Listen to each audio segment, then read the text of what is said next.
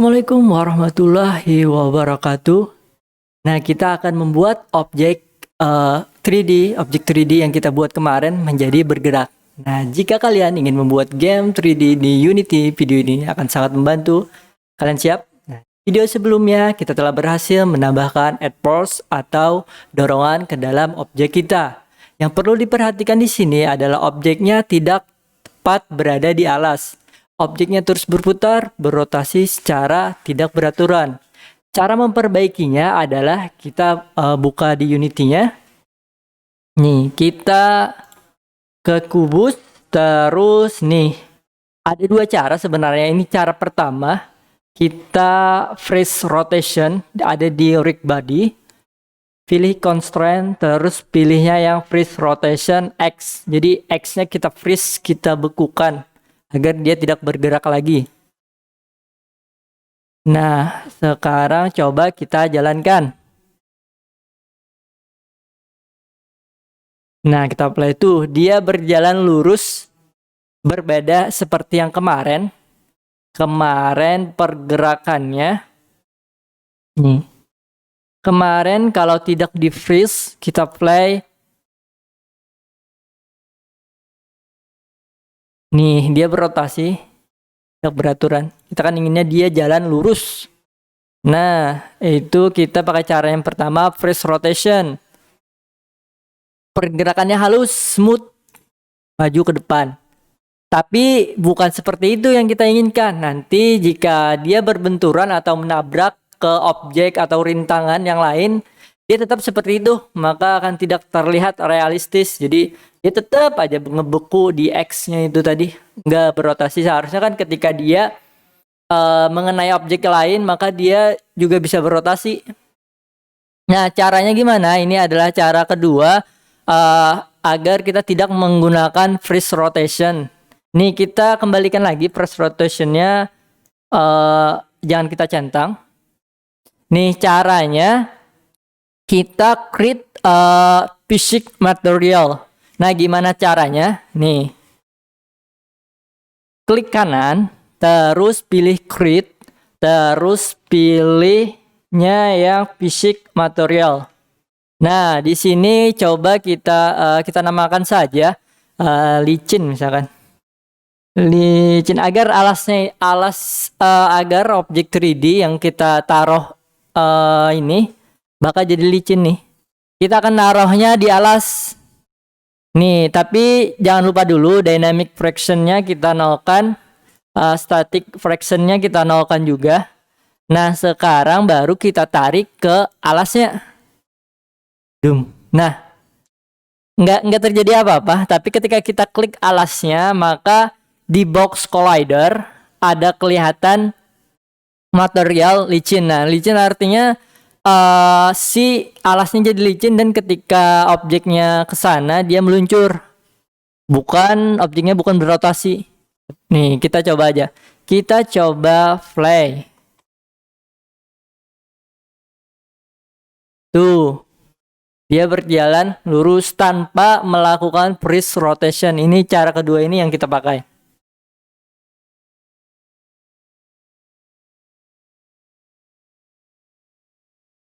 Nah, sekarang kita atur di objek kubusnya untuk mengatur kecepatan. Kita coba atur kecepatan si kubus kita nih. Klik kubus nih. Terus nih kan kalau kita mau ngatur kecepatan si kubus, tentu kita harus ngebuka coding dulu nih. Ini kan kecepatannya kemarin tuh 2000. Kalau mau naikin jadi 4000, maka harus nyimpan save dulu, terus balik lagi ke Unity-nya, baru di play. Nah, ada cara yang otomatis agar kita nggak perlu masuk coding lagi. Dengan cara apa? Dengan cara kita menjadikannya sebuah variabel. Nih, kita jadikan sebuah variabel. Jadi variabel itu tadi nanti bakal kita isi nilainya. Nih, coba saya contohkan. Kita buka codingnya nih. Codingnya dibuka. Nah, di sini ada 4000 ini 4000. Kita tambahkan variabel kita tambahkan di sini. Jangan lupa public, terus tipe datanya. Nah, tipe data ini penting. Tipe datanya saya menggunakan float agar ada komanya, biar bisa pakai koma bukan integer. Terus ini tipe data float. Nah, nama variabelnya apa? Di sini saya coba menamakannya dorongan ke depan.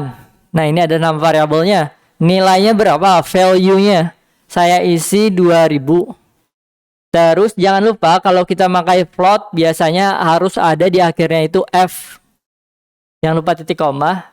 Kalau integer nggak usah ditambahin F. F ini artinya agar si dia itu menandakan bahwa dia float dan dia ada komanya.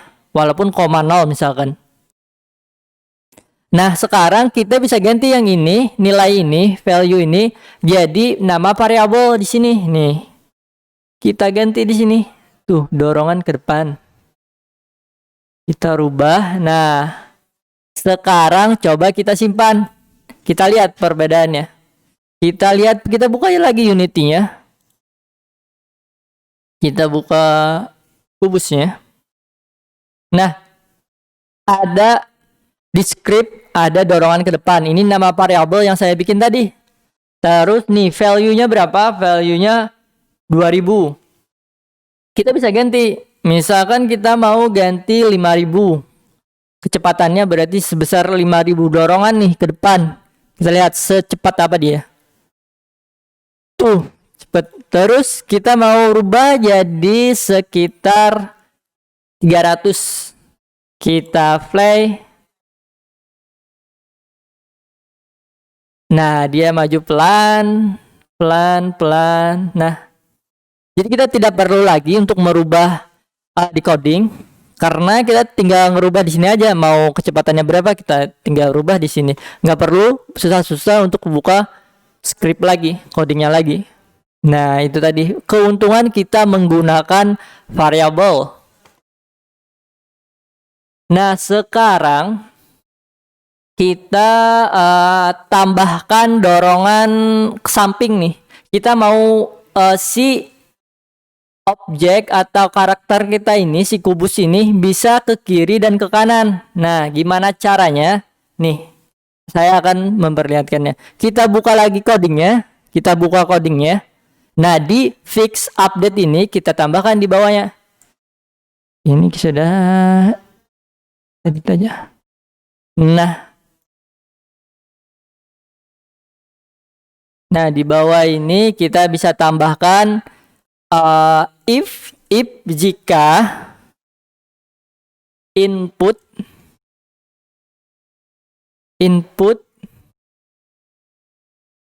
titik get k tanda petik d, maka dia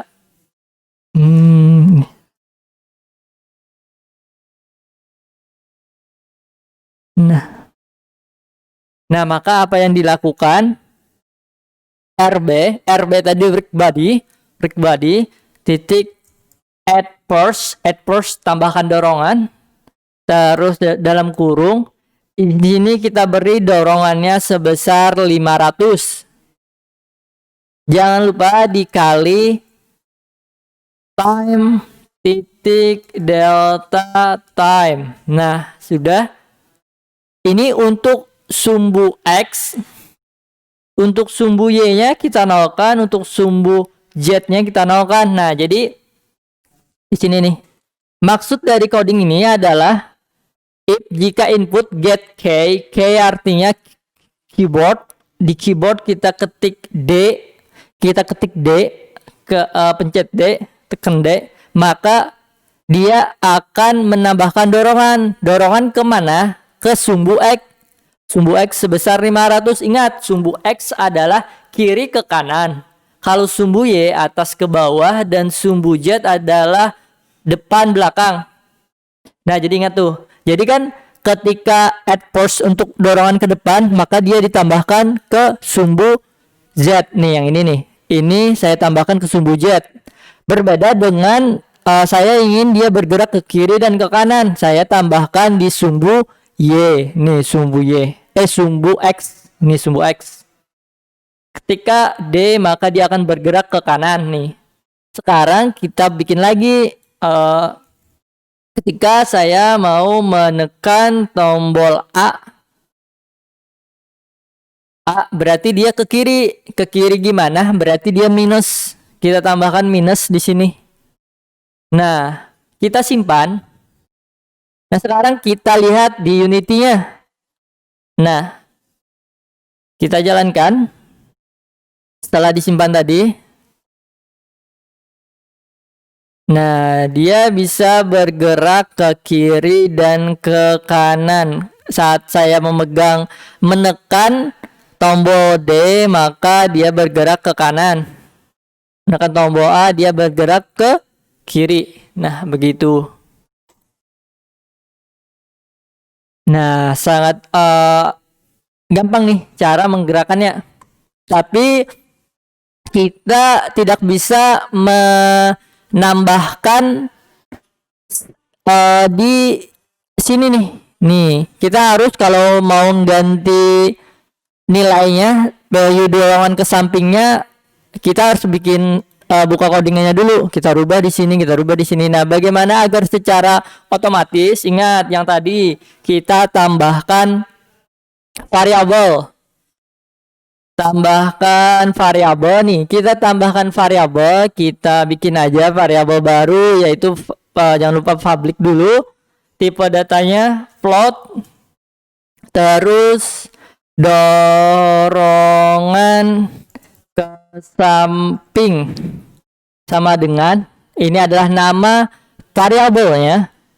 Value-nya berapa? Value-nya coba saya kasih 500 F float artinya. Nah, baru di sini yang 500 tadi bisa kita hapus, kita ganti jadi nama variabel yang kita buat di atas. Faster dorongan ke samping. Nah, jadi setiap dorongan ke samping akan terisi di sini value-nya. Kita simpan, maka kita lihat di Unity-nya. Nih, kita buka Unity-nya. Kita lihat apakah ada perubahan. Nah, ada dorongan ke depan, ada dorongan ke samping nih. Kalau dorongan ke samping, saya coba ubah jadi 1000. Itu bisa, nggak perlu lagi capek-capek ke scriptnya. Kita tinggal ubah di sini aja. Di Unity-nya tuh, dia lebih cepat bergeraknya kiri dan ke kanannya. Tuh. Gimana? Sangat gampang bukan? Nih. Kita bisa bikin dia bergerak dengan keyboard. Jadi jika kalian yang mengikuti dari video dari awal sampai sekarang, selamat nih, kalian sudah melakukannya dengan baik. Nah, saya harap kalian belajar sesuatu di video saya ini. Nanti kita lanjut lagi di video selanjutnya. Wassalamualaikum warahmatullahi wabarakatuh. Jangan lupa klik like, comment, dan subscribe, dan juga share ke teman-teman kalian.